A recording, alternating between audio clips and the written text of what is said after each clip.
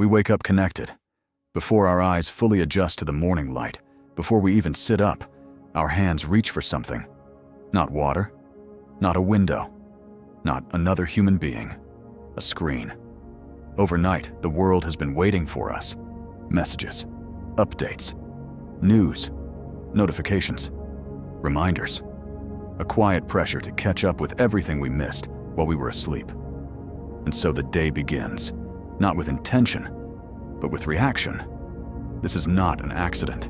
This is not just habit. This is how modern life has been designed. In America, being online is no longer something we do. It is somewhere we live. There was a time when being connected meant making an effort. You had to sit down at a desk, turn on a computer, wait for it to start, choose to enter the digital world.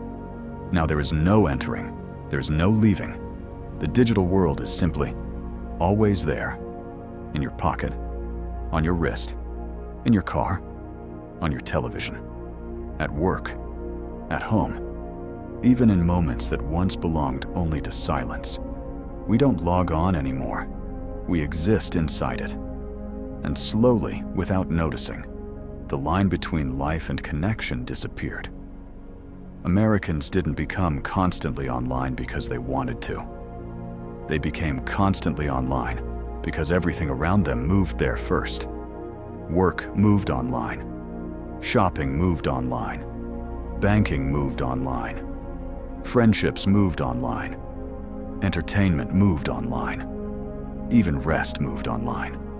If you want to participate in modern life, you must participate digitally. Try to imagine living today without it.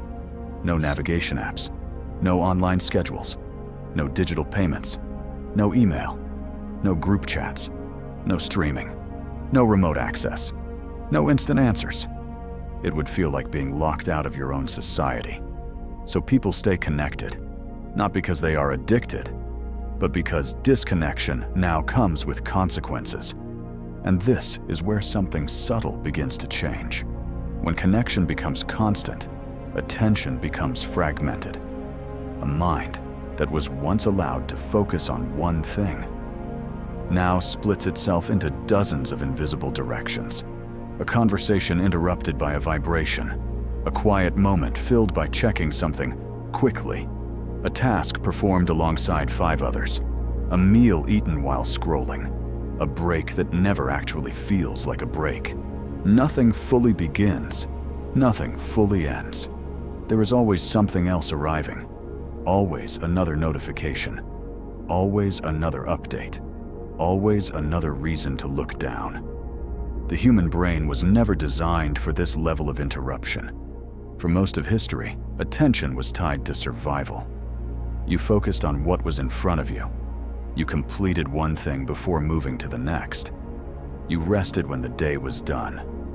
Now, attention is treated like a resource to be captured, competed for, measured, monetized.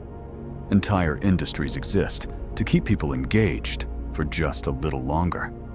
Because time online is valuable, not to the person spending it, but to the systems that measure it. And so platforms are designed not to end, but to continue. There is no natural stopping point, no clear conclusion, just endless continuation. Scroll, refresh, next, autoplay, suggested, recommended, an infinite environment with no built-in signal to step away. Over time, this reshapes behavior. Waiting becomes uncomfortable. Silence becomes unfamiliar. Stillness becomes something to fill. Moments that once allowed reflection are now replaced with stimulation. Standing in line, riding in a car, sitting alone, walking through a space, even lying in bed before sleep. All of these used to be empty moments. Now they are occupied. And without empty moments, something important disappears. The ability to process life.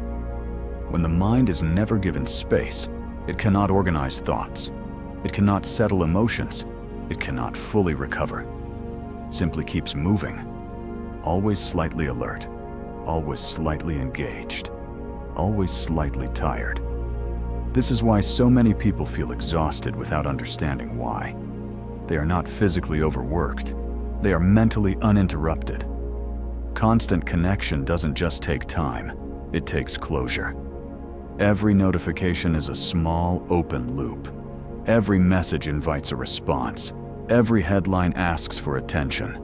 Every update suggests something has changed. The brain never gets to say, "I'm done for today," because there is always more.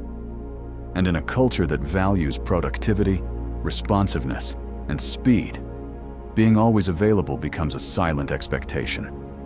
Reply quickly. Stay informed. Don't miss out. Keep up. The result is a life where people are present everywhere and fully nowhere. At work, part of the mind is elsewhere. At home, part of the mind is still working.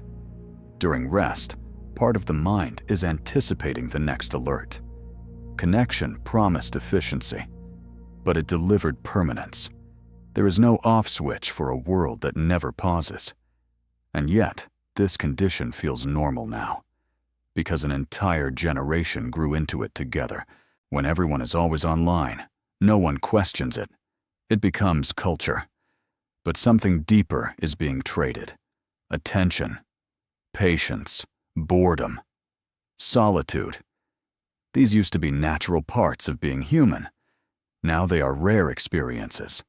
And boredom, once considered a problem, was actually where creativity began. Solitude, once avoided, was where identity formed. Silence, once ordinary, was where meaning settled. Without them, life becomes louder, but less clear. Americans are online not simply because of technology, but because the structure of modern living leaves little room to be otherwise. To function in the economy, to stay socially included, to access services, to remain informed, connection is required. But constant connection is something else entirely. It is not just a tool, it is an environment. And like any environment, it shapes the people who live inside it. The question is no longer whether we are connected. The question is what that connection is slowly changing. Because when every moment is filled, we lose the contrast that once made moments meaningful. When everything is immediate, we lose anticipation. When everything is accessible, we lose appreciation.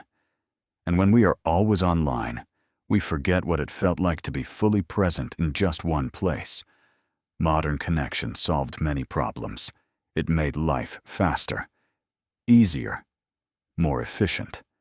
But in doing so, it quietly removed the spaces where human experience once breathed. And now, many people feel a strange contradiction. Never alone, yet often lonely, constantly informed, yet rarely at peace, surrounded by communication, yet still searching for clarity. This is the hidden cost of being always connected. Not something dramatic, not something sudden, just a gradual shift in how life feels. Less defined, less grounded, less complete. And because it happened slowly, we adapted without noticing the devices stayed. The signals continued. The world kept moving. And we moved with it. Always connected. Rarely finished. Still searching for a moment that truly feels offline.